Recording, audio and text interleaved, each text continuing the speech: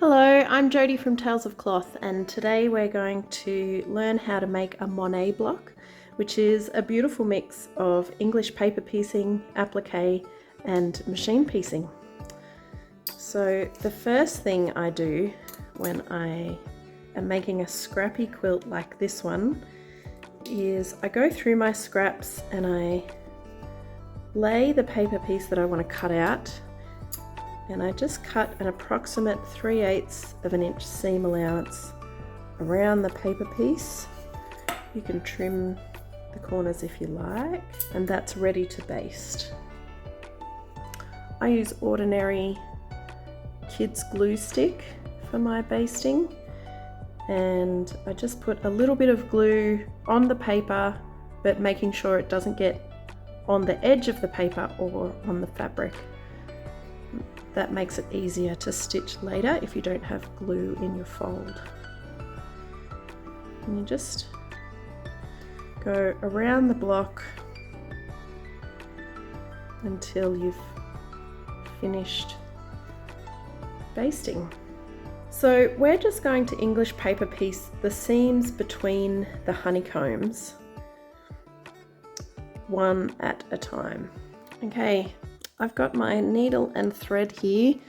I use Aurifil 50 weight cotton and Bowen Milliner's needles in size 9.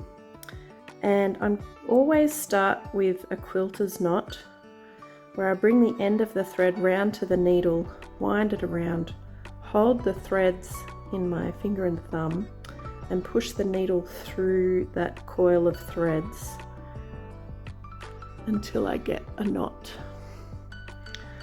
Now, it's really important when you start English paper piecing that you start with it laid out the way that you want to sew it together, and you place one piece over the other so that you can make sure that you sew that piece together, because if you sew that piece together accidentally, it's not going to turn out. So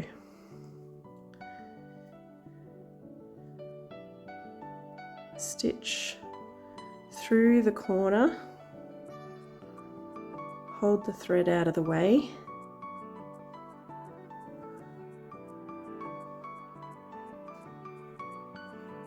and then whip stitch along the seam.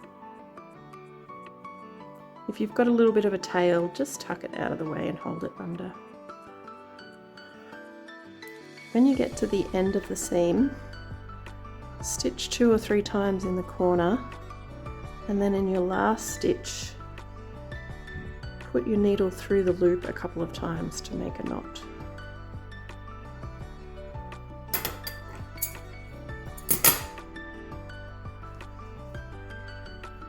And there's our first section.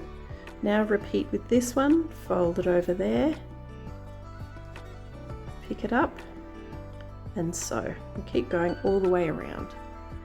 So now I've sewed all of the seams except the last one, and I just wanted to show you lining up the last one because it can be a little bit awkward now that your papers are in it, but I lie it out flat and I fold it over to make sure the right seams are lined up, and then I sew the final seam. Now that my little Monet flower has been sewn together, I'm going to take it over to the iron and press it with the papers in to get all of these edges really crisp, and that way when we take the papers out, we'll be able to easily press the seams back in place because it'll remember where those folds were. Okay, I've pressed my block, and now I'm going to carefully peel the fabric up.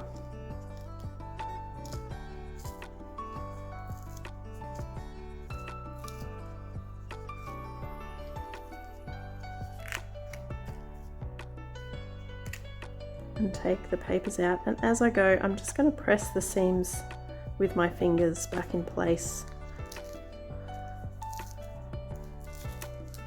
so that it's really easy to press afterwards. Okay, I've pressed my block.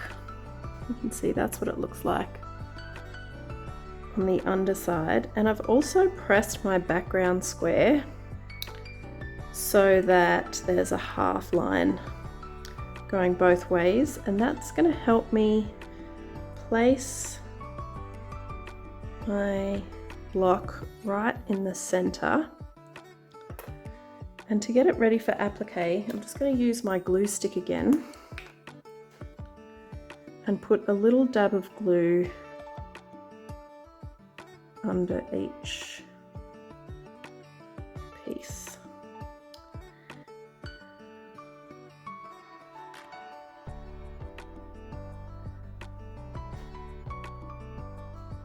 I'm going to do the same knot in my thread, and I'm going to start in the center. Just going to poke the needle up through the very edge of the English paper piece section, and then the applique stitch I use is the same that I use for hand stitching my binding. I put the needle in just under where I've put the needle up through, and I move the needle over about 1/8 of an inch.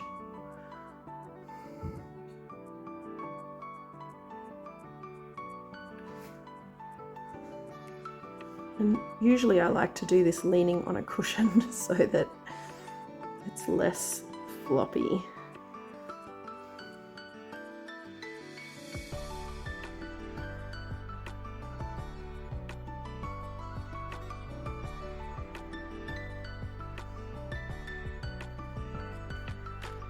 So there you go, that's that section appliqued with really tiny stitches, and I'm going to go all the way around and then all the way around the outside as well. Okay, so I'm just working around the outside now, and I wanted to show you what I do when there's a little bit of tail or thread. So there's not much here, but even if it was bigger, I just tuck it out of the way and fold it underneath so that it's not in the way when I'm sewing along here.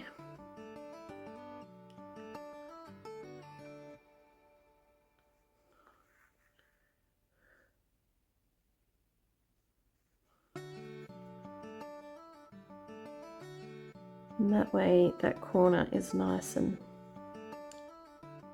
true.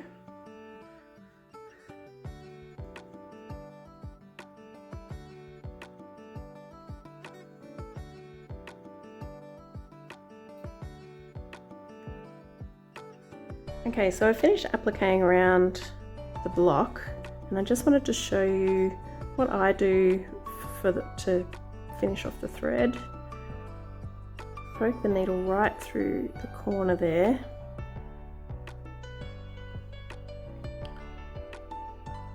And I'm just going to do a little stitch in the back a couple of times, just like I did when I was finishing off an EPP seam, and put a needle through the loop.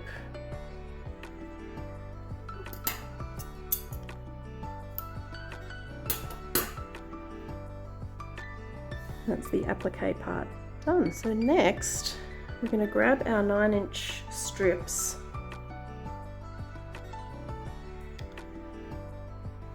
and first we're going to sew them to the left and right side of the block. So I've sewn these strips to the block and pressed them over. Next I'm going to do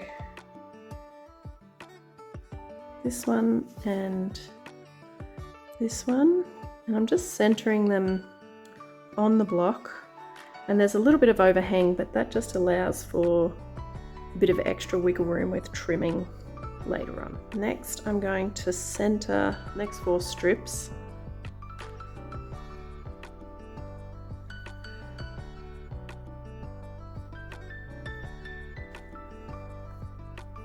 and sew those and press. Next I'm going to sew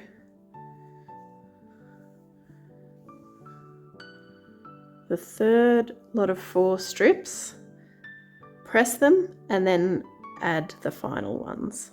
Okay, so I've got another block here that I prepared earlier, and I'm going to show you how I trim the block square. We're going to line up the 1/4 inch line of the ruler with this point here so that we have a 1/4 inch seam allowance. And then with the rest of the ruler, we're looking at 5 7/8, which is right there. So once you get those 2 points lined up, you need to see whether down here that line lines up there too.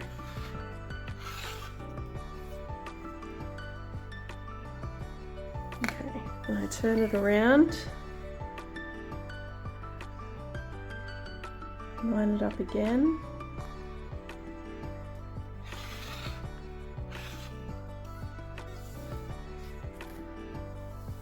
Turn it around and line it up. And then the final trim.